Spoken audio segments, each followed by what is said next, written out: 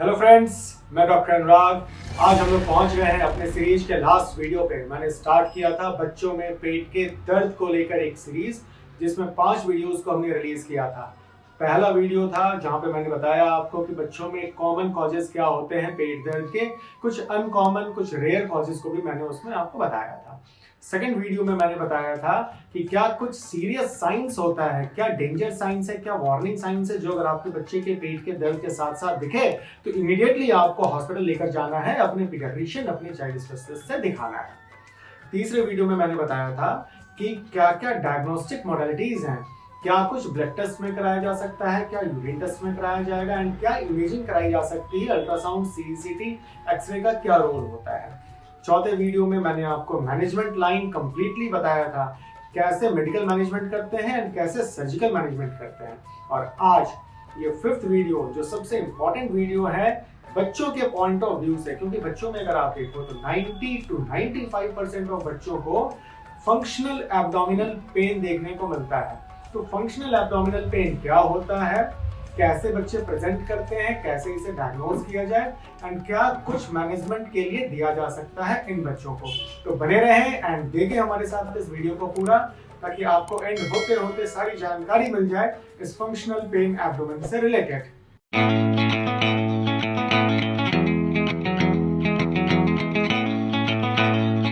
Functional pain abdomen आप देखोगे तो मोस्ट कॉमनली पाया जाता है बच्चों के अंदर। 90 to 95% ऑफ बच्चे फंक्शनल पेन एब्डोमेन लेकर ही आते हैं। फंक्शनल पेन एब्डोमेन कहने का मतलब है of no cause, of no origin.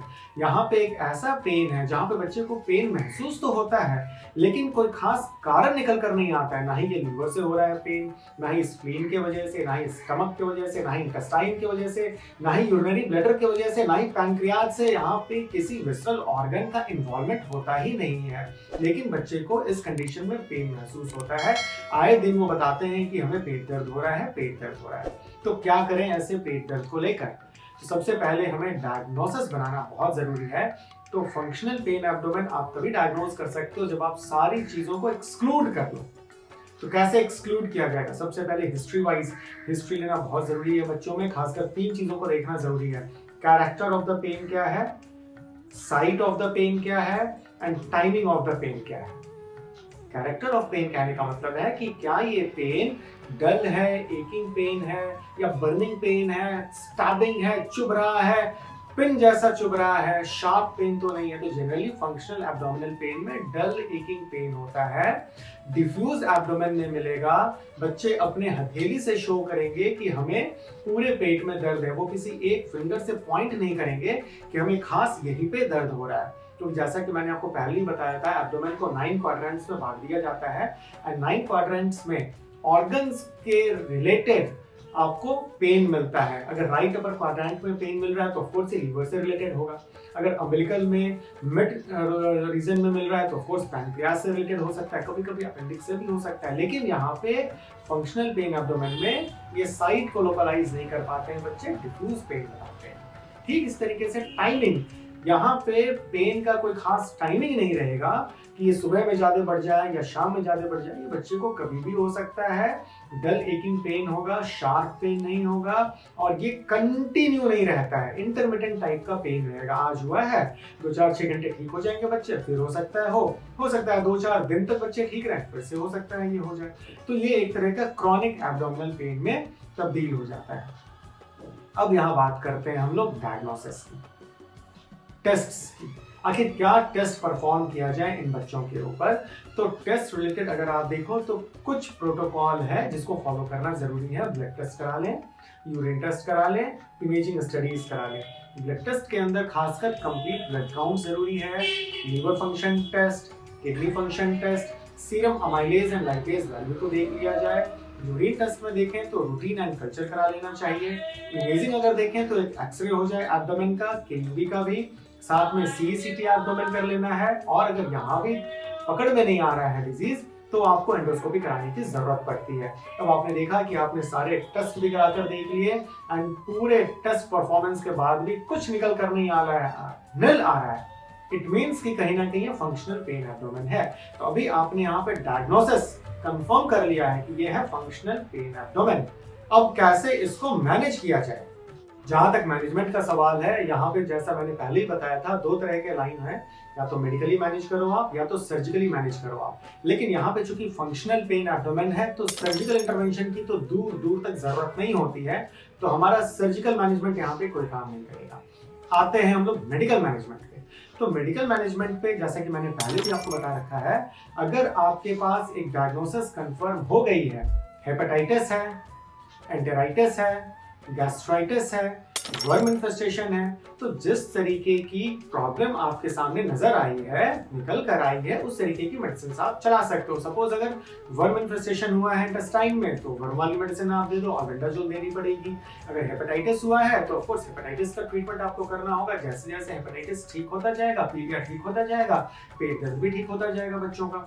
लेकिन यहाँ पे समस्या ये है कि हमारे पास तो डायग्नोसिस में कुछ निकला ही नहीं है, यहाँ तो फंक्शनल पेन एब्डोमेन है बच्चे को।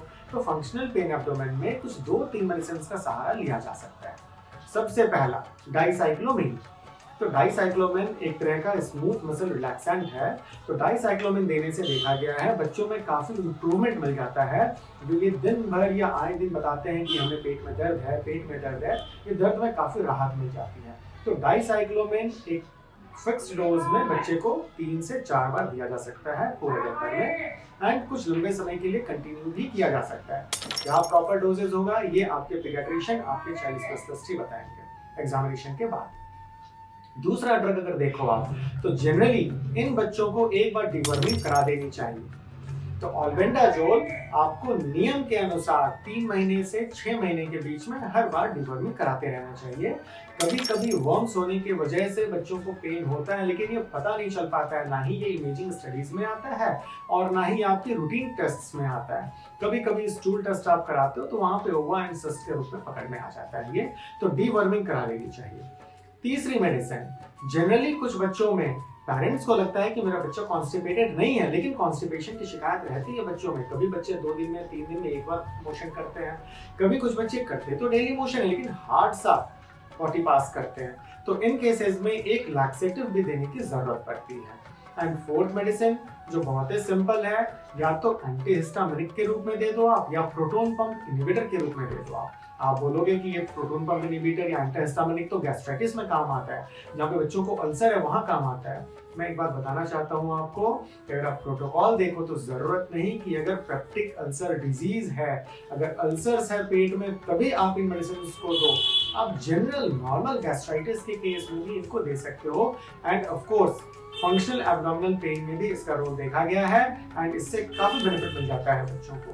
तो ओवरऑल कुल मिलाकर यही 3-4 मेडिसिन है जो आप यूज कर सकते हो फंक्शनल एब्डोमिनल पेन में। प्लस जो सबसे इंपॉर्टेंट पॉइंट है वो है पेरेंट्स का काउंसलिंग। बच्चे को तो पेन हो ही रहा है, लेकिन यहाँ पे पेरेंट्स को काउंसल करना बहुत जरूरी है। पेरेंट्स को बोला जाए कि आप प्लीज पैनिक ना उस समय क्रिएट करें, बहुत भगदड़ मचाने की जरूरत नहीं है, इमीडिएटली इमरजेंसी डिपार्टमेंट में जाने की जरूरत नहीं है। जरा सा वेट एंड वॉच करें, बच्चे को देखें, बच्चे के साथ खेलें, बच्चे को भी काउंसलिंग करने की जरूरत अगर पड़े तो करें। तो इस तरीके से धीरे धीरे फंक्शनल पेन एब्डोमेन आप देखोगे तो बच्चों में सबसाइड हो जाएगा। तो ये कुछ बातें थी कंप्लीट पेन एब्डोमेन को लेके। आज इस सीरीज का ये लास्ट वीडियो था, आज मैं क्लोज कर रहा हूँ इस चैप्टर को। जल्दी ही मिलते हैं इस प्लेटफॉर्म पे एक नई टॉपिक के साथ, एक नई शुरुआत के साथ। Till then bye bye, Tata.